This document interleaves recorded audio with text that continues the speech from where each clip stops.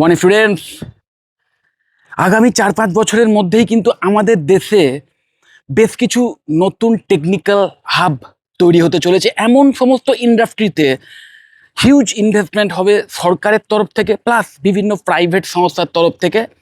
যে সমস্ত ইন্ডাস্ট্রিগুলো আমাদের দেশে একটা সময় ছিলই না বলা যেতে পারে। উদাহরণস্বরূপ তোমাদের বলতে পারি, যে কোনো চিপ ম্যানুফ্যাকচারিং ইন্ডাস্ট্রি, যে কোনো মোবাইল কম্পিউটার, যে কোনো ইলেকট্রনিক ডিভাইসের ভেতরে যে চিপ থাকে, যে মাইক্রো প্রসেসর থাকে, যে র্যাম থাকে, এই সমস্ত কিছু এর যে বিল্ডিং ব্লক, সেটা কিন্তু আমাদের অন্য দেশের ওপর ডিপেন্ড করে থাকতে হয়, সেখান থেকে আমদানি করতে হয়। আমাদের দেশে এগুলোর ম্যানুফ্যাকচারিং হাব কিন্তু এখনও সেই স্কেলে হয়নি, জাস্ট ইটস স্টার্টেড, এটা জাস্ট শুরু হয়েছে। এবং আগামী 5 বছরের মধ্যে এই সমস্ত চিপ বিল্ডিং কোম্পানি অনেক হতে চলেছে এবং সেমিকন্ডাক্টর ইন্ডাস্ট্রি একটা বুমিং ফেসে চলে যাবে। ওকে, তো তোমরা যারা ইলেকট্রনিক্সের স্টুডেন্ট, যারা ইলেকট্রনিক্স নিয়ে ইন ফিউচার কেরিয়ার করতে চাও, যদি স্কিল বিল্ড করতে চাও যাতে এই ইন্ডাস্ট্রিতে এসেই ডাইরেক্ট কাজ পেতে পারো, ডাইরেক্ট কাজ করতে পারো, তাহলে আমি সাজেস্ট করব ক্লাস 12-এর পর যারা পিসিএমএ স্টুডেন্ট, ফিজিক্স কেমিস্ট্রি ম্যাথামেটিক্সের স্টুডেন্ট, তাদের জন্য best of the best courses হবে BTech in electrical and electronics engineering, এবং তার সাথে সাথে অবশ্যই ইলেকট্রনিক্স অ্যান্ড কমিউনিকেশান ইঞ্জিনিয়ারিং। কিছু কিছু কলেজে ইলেকট্রনিক্স অ্যান্ড টেলিকমিউনিকেশান ইঞ্জিনিয়ারিং নামেও পরিচিত। এই দুটির মধ্যে যে কোনো একটি বিটেক ব্রাঞ্চ চুজ করো, তাহলে কিন্তু ইন ফিউচার তোমরা এই যে ম্যানুফ্যাকচারিং হাব যেগুলো হতে চলেছে এই চিপ বিল্ডিং ইন্ডাস্ট্রিতে, সেইখানে কিন্তু তোমরা ভালো স্যালারি নিয়ে চাকরি পেয়ে যাবে। এবং মাইন্ডেড, এটা কিন্তু খুব গ্রোয়িং ইন্ডাস্ট্রি হবে আমাদের দেশের জন্যে। মানে যাদের একটা কমপ্লেন থাকে যে হাই স্যালারি প্লেসমেন্টের জন্যে বিদেশে যেতে হয়, বাইরের কোম্পানিগুলোর ওপর ওয়েট করে থাকতে হয়, সেইটা কিন্তু থাকবে না। আমাদের দেশেই এই টাইপের ম্যানুফ্যাকচারিং হাব প্রচুর হবে। ওকে, তো অবশ্যই তোমরা এই ইলেকট্রিক্যাল অ্যান্ড ইলেকট্রনিক্স ইঞ্জিনিয়ারিং বা ট্রিপল বলে যে কোর্সটি আছে, বা ইলেকট্রনিক্স অ্যান্ড কমিউনিকেশান ইঞ্জিনিয়ারিং, এটা তো অলরেডি পপুলার একটি কোর্স। এই দুটোর মধ্যে যে কোনো একটা কোর্স চয়েস করে এই পাথ তোমরা নিতে পারো। ওকে, এবার আমি তোমাদের বলবো, যারা বায়োলজি স্টুডেন্ট, যারা পিসিবির স্টুডেন্ট, বা যারা পিসিএমবি স্টুডেন্ট, এবং যারা বায়োলজি সাবজেক্টটাকে ভালোবাসো, যারা ডাক্তার হতে চাও, তাদের ব্যাপারটা আলাদা। এমবিবিএস এর কেরিয়ার পাথ সম্পূর্ণ আলাদা। রোগ ভোগ হলে তার যে ট্রিটমেন্ট, তার অ্যাসেসমেন্ট, এই সমস্ত কিছুর পেছনে যতই এআই রোবোটিক্স আসুক, কিন্তু আলটিমেটলি সেই এআই টেকনোলজি বা রোবোটিক্সের পেছনে একজন মানুষকে থাকতেই হবে। এই ডাক্তারির কেরিয়ারেও কিন্তু সেখানেও কাইন্ড অফ ওই সুপ্রিমেসি এসে যাবে।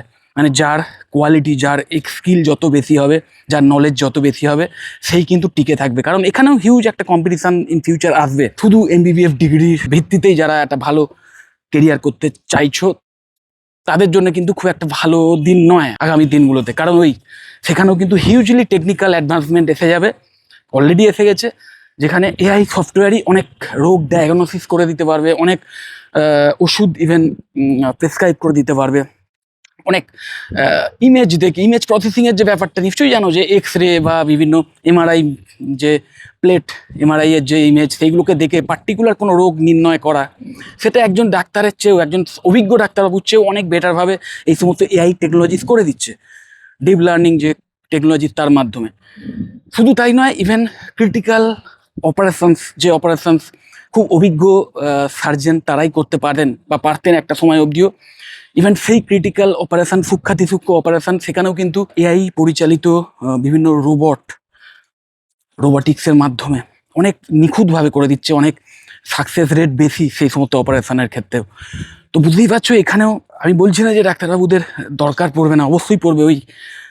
যারা একদম সেরা হবেন, যারা এই টেকনোলজিগুলো সম্পর্কেও জানবেন, যারা এই টেকনোলজিগুলোকে সোজা কথায় কমেন্ট করতে পারবেন, যাদের এই এআই টুল সম্পর্কে নলেজ থাকবে, তারাই in future as a physician ভালো কেরিয়ার করতে পারবেন। ওকে, তো অবশ্যই এমবিবিএস এর কেরিয়ার পাথ আলাদা। এইরকম মানসিক প্রস্তুতি নিয়েই এসো যে অনেকটা লঙ্গার পিরিয়ড অফ টাইম, আমাকে অ্যাটলিস্ট 10 বছর আমাকে কিন্তু পড়াশুনোর পেছনে দিতে হবে, এডুকেশনাল কেরিয়ারের পেছনে দিতে হবে। আমি মিনিমাম 10 বছর বললাম, আরও বেশি কম হবে না। তারপরে আমি গিয়ে একটা ভালো কেরিয়ার করতে পারবো, বা ডাইরেক্ট আমি নিজের প্রফেশনে ঢুকতে পারবো। ওকে, কিন্তু বায়োলজি সাবজেক্ট নিয়ে যারা এই এমবিবিএস ছাড়া অন্য কোনো কেরিয়ার অপশান চুজ করতে চাও, তাদের মধ্যে না আমাদের ওয়েস্ট বেঙ্গলে এই মুহূর্তে দুটি কোর্সই আছে, যে দুটি কোর্সের মাধ্যম দিয়ে তোমরা ইন ফিউচার শুধু ইন্ডাস্ট্রিয়াল কেরিয়ারই যদি করতে চাও, মানে একটা প্লেসমেন্ট পেয়ে কাজ করতে চাও, সেক্ষেত্রেও না দুটি সেরা সেরা কোর্স আছে, বিএসসি ইন বায়োটেকনোলজি এবং বিএসসি ইন মাইক্রোবায়োলজি।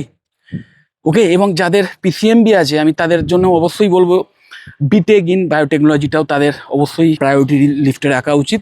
এবং মাথায় রাখতে হবে বিটেক আর বিএসসি এই দুটোর মধ্যে এখন কিন্তু মানে সময়গত দিক থেকে কোনো পার্থক্য নেই, মানে কোর্স ডিউরেশনের দিক থেকে বিএসসি বায়োটেকনোলজিও এখন 4 ইয়ার্সের ফুল টাইম গ্র্যাজুয়েশন কোর্স হয়ে গেছে বিটেকের মতোই।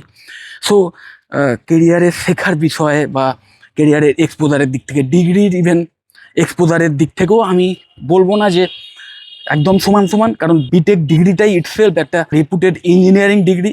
ওকে, তো সেই হিসেবে অবশ্যই বিটেক ইন বায়োটেকনোলজি করা মানে তুমি একজন ইঞ্জিনিয়ার হয়ে গেলে, তার একটা আলাদা অবশ্যই গুরুত্ব আছে। কিন্তু যদি তোমার সত্যিকারের টেকনিক্যাল নলেজ নিয়ে ইন ফিউচার রিসার্চ ফিল্ডে গিয়েও কাজ করার ইচ্ছে থাকে, প্লাস বিভিন্ন এই মেডিকেল ইন্ডাস্ট্রি বা বায়োলজিক্যাল ইন্ডাস্ট্রি যেটাকে বলা হয়, বা বায়োটেকনোলজির যে ইন্ডাস্ট্রি, ভাস্ট ইন্ডাস্ট্রি, তার মধ্যে অবশ্যই বিভিন্ন মেডিসিন ইন্ডাস্ট্রিজ পড়ে, যারা মেডিসিন প্রস্তুত করে, যারা বিভিন্ন ভ্যাকসিন তৈরি করেন, যে সমস্ত ইন্ডাস্ট্রি যে ভ্যাকসিন তৈরি হয়, বা বিভিন্ন পেস্টিসাইড, বিভিন্ন ফার্টিলাইজার, বিভিন্ন কেমিক্যাল যে ইন্ডাস্ট্রিগুলো, ফুড প্রসেসিং যে ইন্ডাস্ট্রি লার্জ স্কেলে, এই সমস্ত ইন্ডাস্ট্রির মধ্যে যে কোনো একটাই গিয়ে কিন্তু খুব ভালো স্যালারি নিয়ে চাকরি করতে পারো।